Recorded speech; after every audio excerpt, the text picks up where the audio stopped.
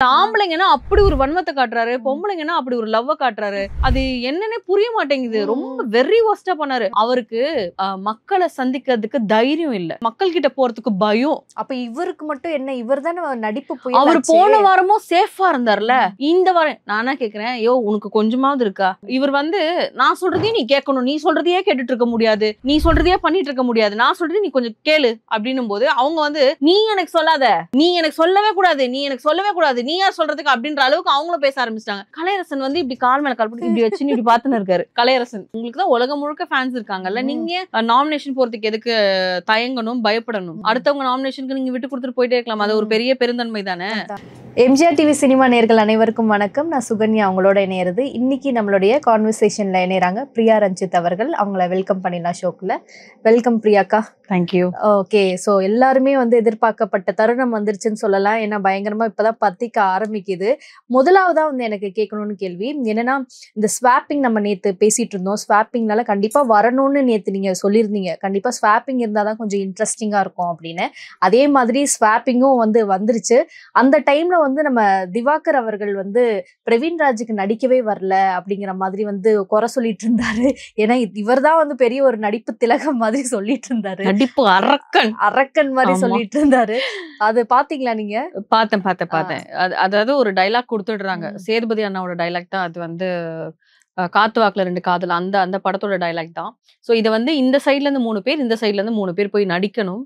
அதை வந்து டப் பண்ணி காட்டணும். அண்ணாவுடைய சென்டென்ஸை மட்டும் இவங்க டப் பண்ணி காட்டணும். சோ அந்த இடத்துல வந்து பிரவீன்ராஜ்க்கு முன்னால சபரி பண்ணாரு. அப்பவே சின்ன ஜட்ஜஸ்க்கும் திவாகர் பார்வதிக்கும் கிளாஷ் போச்சு. நீங்க இங்க உட்காந்து தோணு பேசிட்டே இருக்காதீங்க, அங்க போன்றாரு எஃப்ஜே தான் ஜட்ஜ். எஃப்ஜே அண்ட் வியானா தான் ஜட்ஜ். நீங்க அங்க போங்க அப்படின்னும் போது அவங்க கேட்கல. அவங்க வாண்டடா கிரியேட் பண்ணி திருப்பியும் ஆரம்பிச்சாங்க. அப்படி ஆரம்பிக்கும் போது பிரவீன் வந்துட்டாரு உள்ள. ஏன்னா ஒருத்தரா தான் ஆக்டிவிட்டி ஏரியால வந்து நடிக்கணும். யார் நடிக்கிறது யாரும் பார்க்கவும் கூடாது. இதுதான் கான்செப்ட். சோ வரும்போது இவங்க எல்லாம் சண்டை போட்டுட்டு இருக்காங்க. அவரு ஒரு மாதிரி டென்ஷனாவே இப்படி பண்ணி பார்த்துட்டு இருக்காரு. டயலாக்ஸ் எல்லாம் பேசி பார்த்துட்டு இருக்காரு. அந்த ஸ்கிரீனுக்கு போனதும் அப்படியே ஆஃப் ஆன மாதிரி கொஞ்சம் பேசிட்டு அப்படியே ஸ்டாப் பண்ணிட்டாரு.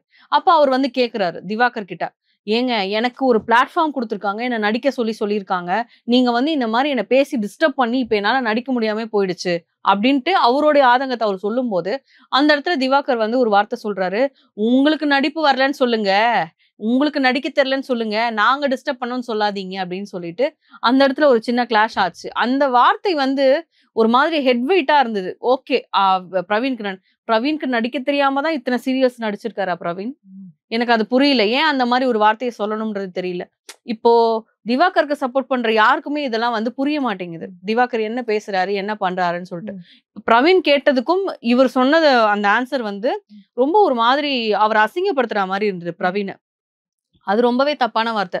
அந்த டைம்ல எல்லாருமே வந்து என்ன சொல்லிட்டாங்கன்னா, போதும் அடுத்த ஆள் வரதுக்கான டைம் வந்துச்சு, நீங்க எல்லாம் ஸ்டாப் பண்ணுங்க, அப்புறமா பேசிக்கலாம் இதை அப்படின்ட்டாங்க. அதனால அந்த கான்வர்சேஷன் அப்படியே இந்த ஆஃப் ஆயிடுச்சு. அப்புறம் இந்த டாஸ்க் பாத்தீங்களா, இந்த தன்னை சேவ் பண்ணிக்கணும் அப்படிங்கிறதுக்காக திவாகருக்கு வந்து நீங்க நாமினேஷன் ஃப்ரீல வந்து நம்ம நாமினேஷன் பத்தியும் நேத்து பேசியிருந்தோம். நாமினேஷன் வரப்போது பரபரப்பா இருக்க போது, பார்வதி வர ஒரு பக்கம், அப்ப என்னையும் வந்து நாமினேஷன் ஃப்ரீ இதுல பண்ணுங்க, ஏன் வந்து இவரை மட்டும் பண்றீங்கிற மாதிரி எல்லாம் போச்சு. அதை பாத்தீங்களா? பார்த்தேன். அது வந்து என்னன்னா, அவரால் தாங்கிக்க முடியல. வினோத் அண்ணாக்கு வந்து அந்த நாமினேஷன் ஃப்ரீ பாஸ் கொடுத்துட்டு அவரால் தாங்கிக்கவே முடியல. ஏன்னா லாஸ்ட் வீக் வந்து அவர் வந்து விட்டு கொடுத்துட்டாரு. அவரா இருக்கட்டும், கமருதீனா இருக்கட்டும், அரோராவா இருக்கட்டும் விட்டு கொடுத்துட்டாங்க. சோ அதனால அவங்களுக்கு போயிடுச்சு அந்த நாமினேஷன் ஃப்ரீ. வந்து யாருக்கு, ரம்யாக்கு, துஷாருக்கு, அப்புறம் வந்து சுபிக்ஷாக்கு, இவங்க 3 பேருக்கும் போயிடுச்சு. சோ இந்த வீக் வந்து அதை ஒரு பாயிண்டா எடுத்து வச்சு வினோத் என்ன சொல்றாருன்னா, எனக்கு நாமினேஷன் ஃப்ரீ வேணும், நான் லாஸ்ட் வீக் வந்து நான் விட்டு கொடுத்துட்டேன், சோ இந்த வீக் எனக்கு வேணும்னு சொல்லி கேட்கும்போது ரம்யா, சுபிக்ஷா எல்லாம் ஓகே சொல்லிடுறாங்க. பார்வதியும் வந்து ஒரு கட்டத்துல ஓகே சொல்லிடுறாங்க. ஆனா இந்த திவாகர் வந்து அவரால வினோத்துக்கு கொடுத்ததை மட்டும் ஏத்துக்கவே முடியல. அது ஏன்னா வன்மம், அதுதான் எனக்கும் தெரியல. ஆம்பளைங்கன்னா அப்படி ஒரு வன்மத்தை காட்டுறாரு, பொம்பளைங்கன்னா அப்படி ஒரு லவ்வ காட்டுறாரு. அது என்னன்னே புரிய மாட்டேங்குது. ரொம்ப வெரி வொர்ஸ்டா பண்ணாரு. அவருக்கு மக்களை சந்திக்கிறதுக்கு தைரியம் இல்ல, அவருக்கு மக்கள் கிட்ட போறதுக்கு பயம். அப்ப இவருக்கு மட்டும் என்ன, இவர் தானே நடிப்பு புயலாச்சே. அவர் போன வாரமும் சேஃபா இருந்தார்ல, இந்த வாரம் நானா கேக்குறேன், யோ உனக்கு கொஞ்சமாவது இருக்கா? போன வாரம் அவர் நாமினேஷன்ல தான் இருந்தாரு. அவர நாமினேஷனுக்கு கொண்டு வரதுக்கு நீங்க ஓட் போட்டிருந்தா அவர் நாமினேஷனுக்கு வந்திருப்பாரு. இந்த மாதிரி இந்த காரணத்துக்காக நான் வந்து இவரை நாமினேட் பண்றேன் அப்படின்னு சொல்லி போட்டிருந்தீங்கன்னா வினோத்தும் வந்து அந்த அந்த லிஸ்ட்ல வந்திருப்பாரு. போடாதது உங்க தப்பு. அவர் ஃப்ரீயா தானே இருந்தாரு, ஏன் நீங்க போடல? அது புரிஞ்சுக்கவே மாட்டேங்கிறாரு. எத்தனையோ பேர் சொல்லிட்டாங்க. ரம்யா சொல்லிட்டாங்க, சுபிக்ஷா சொல்லிட்டாங்க, இவங்க ஆதிரை சொல்லிட்டாங்க. அவரால வந்து ஏத்துக்கவே முடியல வினோத்துக்கு கொடுத்தது. ஆனா அதை திருப்பி திருப்பி சொல்லிட்டே இருந்தாரு. என்ன அவர் சொன்னாலும் வினோத்துக்கு போன பாஸ் வினோத்துக்கு தான் அப்படின்னு அவங்க சொன்னதுக்கு அப்புறம் ஸ்டாப் ஆயிட்டாரு. அதுக்கு அடுத்து என்ன பேச ஆரம்பிச்சாருன்னா அவருக்கு தேவைன்றதை பேச ஆரம்பிச்சாரு. அந்த இடத்துல சுத்தி அதுக்கப்புறமா இருக்கிறது பெண்கள் மட்டும் தான் இருக்காங்க.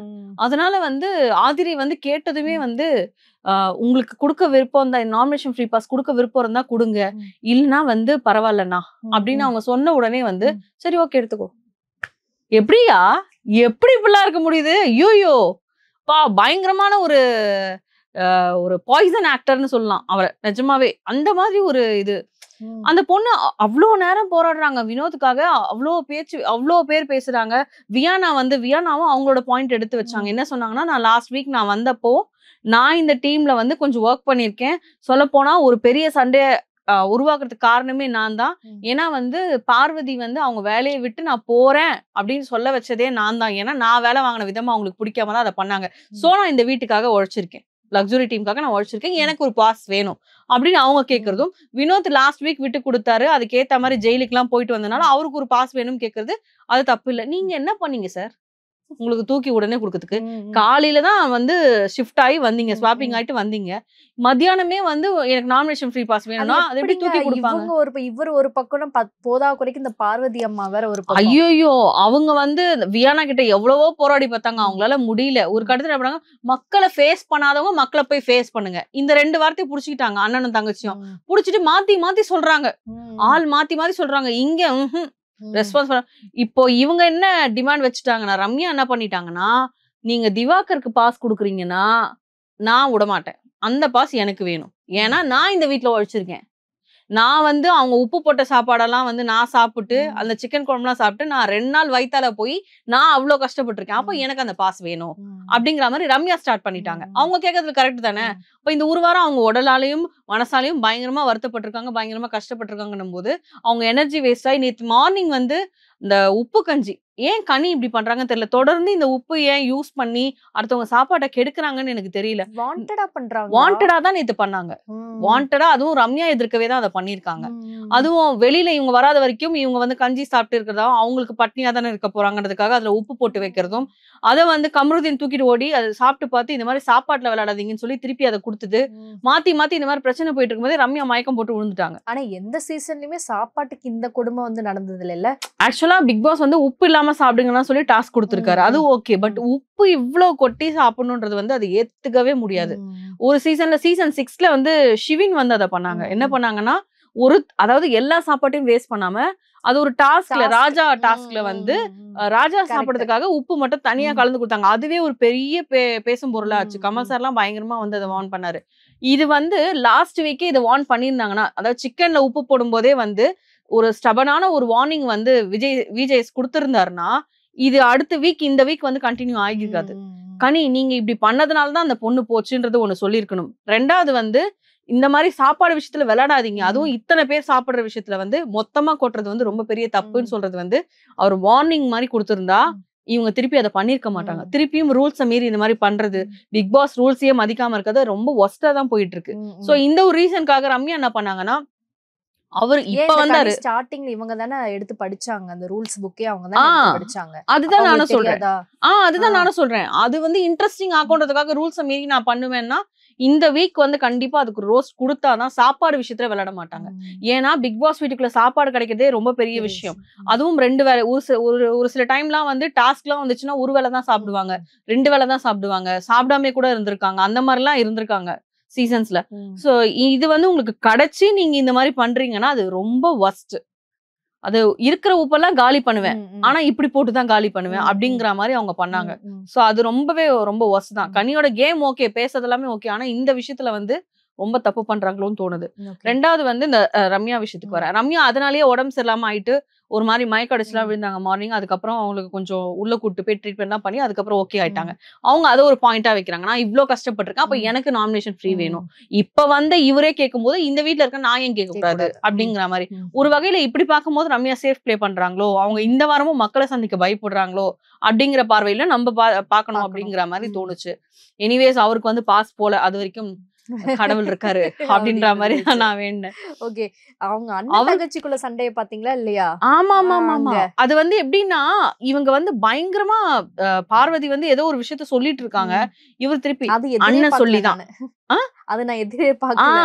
அண்ணன் சொல்லிதான் எல்லாம் செஞ்சாங்க பார்த்தல. அண்ணன் சொல்லிதான் இவங்களுக்கு ஒரு டைம்ல வந்து ஹிட் ஆயிடுச்சு. என்ன நீ சொல்லிதான் இந்த எனக்கு அதே அந்த வடிவேல் சார் ஞாபகம் தான் வந்துருச்சு. கோவை சர்லா மேடம் வடிவேல் சார் வந்து அடிப்பாங்க, கிண்டல் பண்ணுவாங்க, திட்டுவாங்கல்ல. அந்த மாதிரி வந்து அந்த பூனை நீ குடிக்க வேண்டிய பாலை பூனை குடிக்கிறத நீ தான் யோசிக்கணும். அந்த மாதிரி பயங்கரமா பேசுறாங்க. நானே ஷாக் ஆயிட்டேன். ஆஹா, இவங்க 2 பேருக்குள்ள சண்டை தானான்னு ஓட்டி ஓட்டி பாக்குறேன். இவரு சொன்னாங்க, அவர் என்ன பண்ணிட்டாரு, கையெழுத்து கும்பிட்டாரு, ஆளு விடுமா அப்படின்ட்டாரு. அந்த மாதிரி பண்ணாரு. அப்பதான் நான் யோசிச்சேன், ஓகே, ஏன்னா அது வெடிச்சது. அப்புறம் அப்படியே சாஃப்ட் ஆயிட்டாங்க பார்வதி. அதுக்கப்புறம் திருப்பி நார்மல் கான்வர்சேஷனுக்கு வந்துட்டாங்க. ஆனா அந்த இடத்துல வந்து அவங்க ஒரு செகண்ட் வந்து ஐயோ இந்த ஆள் கிட்டலாம் அப்படின்ற மாதிரி இருந்தது அவங்களோட ஃபேஸ் ரியாக்ஷன் எல்லாமே. இவர் வந்து நான் சொல்றதையே நீ கேட்கணும், நீ சொல்றதையே கேட்டுட்டு இருக்க முடியாது, நீ சொல்றதையே பண்ணிட்டு இருக்க முடியாது, நான் சொல்றது நீ கொஞ்சம் கேளு அப்படின்னும் போது அவங்க வந்து நீ எனக்கு சொல்லாத, நீ எனக்கு சொல்லவே கூடாது, நீ யார் சொல்றதுக்கு அப்படின்ற அளவுக்கு அவங்களும் பேச ஆரம்பிச்சிட்டாங்க. கலையரசன் வந்து இப்படி கால் மேல கால் போட்டு இப்படி வச்சுன்னு இப்படி பாத்துன்னு இருக்காரு கலையரசன். அப்ப நான் அது வந்து தெரிஞ்சுட்டேன், கலையரசன் கொஞ்சம் கொஞ்சம் இப்ப ஒதுங்குறாரு அவங்க கிட்ட இருந்து அப்படிங்கிற மாதிரி எனக்கு ஒரு சின்ன தோணல். அது எந்த அளவுக்குன்னு எனக்கு போக போக நாட்கள்ல தான் தெரியும். சோ டீம் வேற பிரிச்சு போட்டிருக்காங்க இப்ப அவரை. அதனால வந்து இவங்க கிட்ட இருந்து கொஞ்சம் விலகி இருக்கிற டைம்ல தான் அவர் இருக்காரு. சோ இவங்க 2 பேருக்குள்ளேயே இப்போ இன்னும் கொஞ்ச நாள்ல, இன்னைக்கு அதான் நேத்து பொறுத்த வரைக்கும் இந்த மாதிரி பிளாஸ்ட் ஆச்சு. அகைன் நெக்ஸ்ட் வீக்ல எல்லாம் பாத்தீங்கன்னா கண்டிப்பா சண்டை வரும். ஓகே, யாருக்கு? திவாகருக்கும் பார்வதிக்குமே சண்டை வரும். ஏன்னா இப்பதான் கருத்து வேறுபாடு வர ஆரம்பிச்சிருக்கு. அப்ப அது சண்டையா மாறதுக்கு நிறைய வாய்ப்பு இருக்கு. அக்கா, கெமி வந்து ரொம்ப நாள் கழிச்சு பேசின மாதிரி எனக்கு ஒரு தோணல் வந்து வந்துச்சு. ஏன்னா அந்த நாமினேஷன் ஃப்ரீ டாஸ்க்ல வந்து உலகம் முழுக்க உனக்கு தான் ஃபேன்ஸ் இருக்காங்களே அப்பா, அப்புறம் ஏன் திவாகர் நீங்க வந்து இப்படி பயப்படுறீங்க, தயங்குறீங்க, இவ்வளோ ஃபைட் பண்றீங்களே அப்படின்னு கேட்டிருந்தாங்க. ஆக்சுவலா எனக்கு அது வெளியில தோணுச்சு. அவங்க வந்து உள்ள அங்க சொல்லிட்டு இருந்தாங்க. ஆனா அவர் அது சரியா நோட் பண்ணல. பண்ணிருந்தானா அது ஒரு பெரிய பிளாஸ்ட் ஆக்கிருப்பாரு. அது அவர் சரியா நோட் பண்ணல. கரெக்ட் தான் அவங்க கேக்குறது. உங்களுக்கு தான் உலகம் முழுக்க ஃபேன்ஸ் இருக்காங்கல்ல, நீங்க நாமினேஷன் போறதுக்கு எதுக்கு தயங்கணும், பயப்படணும்? அடுத்தவங்க நாமினேஷனுக்கு நீங்க விட்டு கொடுத்துட்டு போயிட்டே இருக்கலாம். அது ஒரு பெரிய பெருந்தன்மை தானே. அதுதான் எனக்கும் தோணுச்சு. கெமி சொன்ன மாதிரி கெமி இப்ப பேசுறது வந்து இன்னும் கொஞ்சம் நல்லா ஸ்ட்ராங் அண்ட் போல்டா பேசினா நல்லா இருக்கும் அப்படிங்கிற மாதிரி தோணுச்சு. ஆமா, எனக்கு தெரிஞ்சு இன்னைக்கு வந்துருவாங்க. ஓ ஏ, ஆமா, டாஸ்க் எல்லாம் வருது இல்லையா? சோ இந்த வீக்கான டாஸ்க்குல கண்டிப்பா அதுல கெமி நல்லா விளையாடுவாங்கன்னு எனக்கு ஒரு நம்பிக்கை இருக்கு. ஸ்டார்டிங்ல வந்து ஒரு கெமி கிட்ட ஒரு ஃபயரை பார்க்க முடிஞ்சது நிச்சயமா. அது பார்வதியை தாண்டியுமே கெமியை வந்து நம்மளால பார்க்க முடிஞ்சது. ஏன்னா இவங்க ஏதோ ஒண்ணு பயங்கர ஸ்ட்ராங்கா ரொம்ப தைரியமா வந்திருக்காங்க அப்படின்னு அவங்கள பத்தி சொல்லும் போதெல்லாம் வந்து பார்த்தோம்னா, கெமி ஐயோ இவ்வளோ ப்ராக்டிக்கலா இவ்வளோ இதுவா இருக்காங்க, ஒரு ஒரு சூப்பரா பேசுறாங்கப்பாங்கிற மாதிரி வந்து அவங்க பேசுனாங்க. அதுக்கப்புறம் ரொம்ப சைலண்ட் ஆயிட்டாங்க. அது வந்து ரீசன் என்னன்னா, அந்த கேப்டன்சி டாஸ்க் அப்போ அது 2-3 விஷயம் வந்து அவங்களுக்கு பார்வதி பேசினதா இருக்கட்டும், அதுக்கப்புறமா பேசினது கூட சாட்டர்டே எபிசோட்ல சொல்லியிருப்பாங்க. டைரக்டா என்ன சொல்லாம அவனை குத்தி காட்டி பேசுற மாதிரி பேசுறது, சைட்ல உட்காந்து சத்தமா பேசுறது, இந்த மாதிரி எல்லாம் பண்ணாங்க சார். அவங்களுக்கு என்கிட்ட பிரச்சனைனா என்கிட்ட வந்து அதை டைரக்டா பேசியிருந்தா அது முடிஞ்சிருக்கும். இது தேவையில்லாத வேலை மாதிரி எனக்கு தோணுது அப்படிங்கிற மாதிரி சொன்னாங்க. அண்ட் இன்னொன்னு என்னன்னா, இந்த வீக்ல இருந்து தான் டாஸ்க் தொடங்குது. ஸோ டாஸ்க்ல தான் வந்து ரொம்ப அதிகமா பேசாம டாஸ்க்ல நான் காட்டுறேன் அப்படிங்கிற மாதிரி அவங்க இருக்காங்களோ அப்படிங்கிற மாதிரி தோணுச்சு. நேத்து இந்த வார்த்தை சொல்லும் போதே ஆஹா வா கெமி அப்படிதான் எனக்கு தோணுச்சு. வாங்க பேசுங்கன்ற மாதிரி தான் தோணுச்சு. நிறைய இடத்துல வந்து பார்வதி இருக்காங்கன்றதுக்காகவே அவங்க அப்படியே ஒதுங்கி போறாங்களோ அப்படின்னு தோணுச்சு. அதுக்கேத்த மாதிரி பார்வதி என்ன பண்றாங்கன்னா, வாண்டடா போய் எல்லார்கிட்டயும் வந்து பேசுறாங்க. எனக்கு என்னன்னா, நேத்து நைட்டு வந்து இருந்த பார்வதி வந்து இன்னைக்கு அப்படியே ஆப்போசிட்டா மாறி எல்லார்கிட்டயும் ஜாலியா பேசிட்டு இருந்தாங்க மார்னிங்ல இருந்து. அது எதுக்காக பிளான் இருக்கும், இது யாரு தாக்கறதுக்கான பிளான் அப்படின்னு தான் நான் யோசிச்சேன். எல்லார்கிட்டயுமே ஜாலியா பேசிட்டு இருந்தாங்க. ரம்யா கிட்ட பேசுறேன், ரம்யாவை ரம்முன்னு கூப்பிடுறதும் இந்த மாதிரி கம்ருதின கம்மு காமுன்னு தான் அவங்க கூப்பிடுவாங்க. அவர் சொல்லிட்டு அதை பாரு, எனக்கு காமுன்னு மட்டும் கூப்பிடாத, நீ எனக்கு கம்ருதின் அப்படியே கூப்பிடு, நீ எனக்கு காமுன்னுலாம் கூப்பிடாது அப்படின்ட்டு சொன்னாரு. அந்த மாதிரி எல்லாருக்கும் பட்ட பேர். சபரிய வந்து டார்லிங்னு சொன்னாங்க. நான் சொன்னேன் இல்லையா, சபரிக்கு ஏதோ ஒரு ஆடு மாட்டோம் அப்படின்ட்டு. நீ அவன்கிட்ட மாட்டல, அவன் தான் அவன்கிட்ட மாட்டிருக்கான் அப்படின்ற மாதிரிதான் இருந்தது எனக்கு அதை பார்க்கும்போது. ஆனா சபரி உஷாரு. என்ன சொல்றேன், மச்சான் வேணாம், தயவு செஞ்சு என்ன அப்படி கூப்பிடாத, வேணாம், எனக்கு பிடிக்கல. நான் வந்து பிரவீனுமே டார்லிங் ஏதோ ஒரு வார்த்தை சொன்னாங்க, செல்லமும் டார்லிங் ஏதோ சொன்னாங்கன்னு நினைக்கிறேன். பிரவீனுமே நான் அப்பதான் நான் கூப்பிட்டேன், அதனால தான் உனக்கு நீ அவனை என்ன வேணா கூப்பிட்டுக்கோ, என்ன அப்படி கூப்பிடாத அப்படின்னாரு அவரு. ஆமா, அவரு உஷார வராரு. சோ அதனால அந்த மாதிரி கொஞ்ச நேரம் ஃபன் பண்ணிட்டு இருந்தாங்க. அப்புறம் கொஞ்ச நேரம் ஆக்ட் பண்ணிட்டு இருந்தாங்க. அதெல்லாம் நடந்துட்டு இருந்தது. ஆனா இதுல எது நிஜமான பார்வதின்னு எங்களுக்கு தெரியல. நேத்து நைட்டு நடந்த சண்டை வந்து நைட்டு ஒரு 2:30 மணி வரைக்கும் போச்சு. 2:30 மணி வரைக்கும் யாரும் சாப்பிடல. 2:30 மணி வரைக்கும் அவ்வளவு பிரச்சனை போயிட்டு இருக்கு. இவர் வேற இவங்களுக்கு சொம்பு தூக்குறன்ற பேர்ல கூடவே போறாரு, கூடவே வராரு. அவங்க எங்க உட்காராங்களோ உட்காராரு. இது ஒரு விதமான கேரா கூட இருக்கலாம். ஆனா வெளியில இருந்து பாக்குறவங்களுக்கு எப்படி தெரியும்னா, அந்த ஒத்த பொண்ணு கஷ்டப்படுது பாவம், அந்த ஒரு ஆள் மட்டும் தான்ப்பா சப்போர்ட் பண்றாரு, மத்த எல்லாரும் அவங்களுக்கு எதிர்க்க அப்படியே டீமா வந்து நிக்கிறாங்க அப்படிங்கிற மாதிரி, ஃபுல் கேங்கா வந்து நிக்கிறாங்க, புள்ளி பண்றாங்கன்ற மாதிரி தான் தெரியும். ஆனா நடந்த பிரச்சனையே வேற. அந்த மாதிரிதான் எல்லா பிரச்சனையும் பண்ணிட்டு போய் ஓரமா உட்காந்துக்குச்சு. ஃபர்ஸ்ட் வந்து அந்த கிச்சன் மேல உட்கார்றது வந்து ஒரு வாட்டி உட்காரும் போதே துஷார் சொல்லிட்டாரு, இங்க வந்து யாருமே உட்கார மாட்டாங்க, நீங்களும் உட்காராதீங்க, நீங்க வந்து வெளியில வந்து சேர் போட்டிருக்கோம்ல அங்க உட்காருங்க அப்படின்னு சொல்றாரு. ஆனா அவங்க கேட்கவே இல்ல. கேட்காம திருப்பி வந்து நான் ஏன் இறங்கணும், நான் இறங்க முடியாது, நான் பண்ண முடியாது, ஒரு மாதிரி ஒரு ஆட்டிடியூட்ல வந்து பண்ணிட்டு இருந்தாங்க. உங்களுக்கு இங்க உட்கார்றது பிரச்சனையா, இல்ல நான் உட்கார்றது பிரச்சனையா அப்படின்னு கேட்டாங்க. ஏன் உங்க பாடி லாங்குவேஜே சரியில்லை, ஏன் அப்படி பண்ணிட்டு இருக்காங்க? அது இன்டென்ஷனலா, அது வேணும்னு, அது ஹைலைட்டட் ஆகிறதுக்காகவே பண்ற விஷயம்.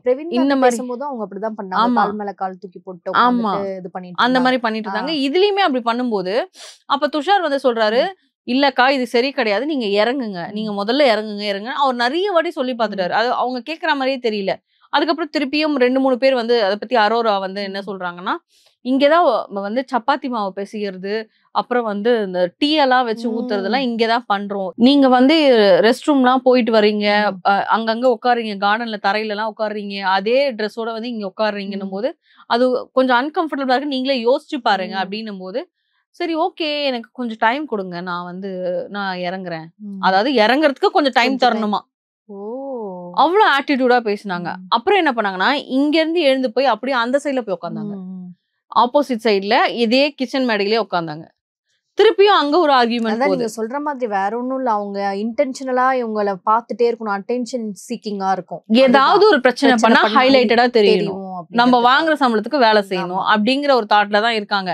ஆனா அது நல்ல வேலையும் கன்வே பண்ணி போலாங்கிறது வந்து தெரியல. இப்ப இன்னைக்கு மார்னிங் வந்து நல்லா என்டர்டைன்மெண்ட் பண்ணாங்கல்ல, அந்த மாதிரி பண்ணிட்டு போங்க. அந்த மாதிரி பண்ணாலும் மக்கள் பாப்பாங்க. என்ன இருந்தாலும் சண்டையை ரசிப்பாங்க தான். அது டாஸ்க்ல பண்ணுங்கன்னு சொல்றேன்.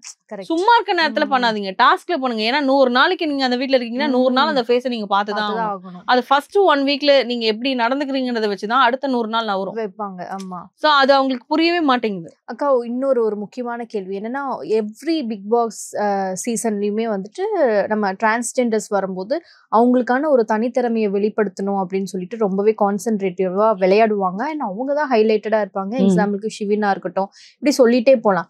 ஆனா இந்த சீசன்ல வந்து அப்சரா ரொம்ப காமன் கம்போஸ்டா இருக்கிற மாதிரி எனக்கு ஒரு ஃபீலிங். அது ஏன், அது ஏதாவது ஒரு அவங்க அப்படிதான் வளர்ந்துட்டாங்களா, இல்ல எதனால அவங்க வந்து அப்படி இருக்கிறாங்கன்னு உங்களுக்கு ஆக்சுவலா நேத்து லைவ்ல வந்து இத காமிச்சாங்க, எபிசோட்ல காட்டல. லைவ் நாமினேஷன்ல வந்து அப்சரா நாமினேட் பண்ணும்போது பிக் பாஸ் சொன்ன ஒரு வார்த்தை, உங்களை கிச்சன்ல மட்டும்தான் வந்து பார்க்க முடியுது, எங்கேயாவது டான்ஸ் பாடல் அந்த மாதிரி இருக்கும்போது பார்க்க முடியுது, மற்றபடி உங்களை பிக் பாஸ் வீட்ல எங்கேயுமே என்னால பார்க்க முடியல, ஏன் நீங்க பேச மாட்டேங்கிறீங்க, ஏன் நீங்க வந்து ஆக்டிவா இருக்க மாட்டேங்கிறீங்கன்றத அவர் கேட்டாரு.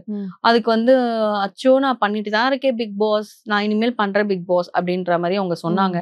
அவங்களுடைய என்ன சொல்றது, இப்ப நம்ம கெமியாவது எங்கேயாவது ஒரு இடத்துல பாக்குறோம், அவங்க அந்த மாதிரி கூட பார்க்க முடியல அப்படின்னு சொல்றேன். அதுவும் லைவ்ல ஏதோ ஒரு இடத்துல காட்டுறாங்க, எபிசோட்ல டோட்டலா காட்ட மாட்டேங்கிறாங்க. அப்ப நீங்க ஏதாவது ஒரு விஷயம் பண்ணாதான் காட்டுவாங்க. அது வந்து அவங்களே அது புரிஞ்சுக்கணும். நேத்து வந்து அதை ஒரு அட்வைஸ் மாதிரி தான் அவர் சொல்லியிருக்காரு. அதை எடுத்துக்கிட்டு இதுக்கப்புறம் மூவ் பண்ணாங்கன்னா அவங்க இருக்க வாய்ப்பு இருக்கு. நான் சொன்ன மாதிரி அவங்க வேற நாமினேஷன்ல வந்துட்டாங்க, கனி தப்பிச்சிட்டாங்க. எனக்கு அதுதான் ஒரு ஆச்சரியமா இருக்கு. மேபி அவங்களுடைய ஐ மீன் எஃப்ஜே மேல கான்சென்ட்ரேட் பண்ணதுனால கனியை இவங்க நாமினேட் பண்ணாம விட்டுட்டாங்க போல பார்வதி. அதனால அதை வேற பேசிட்டு இருந்தாங்க.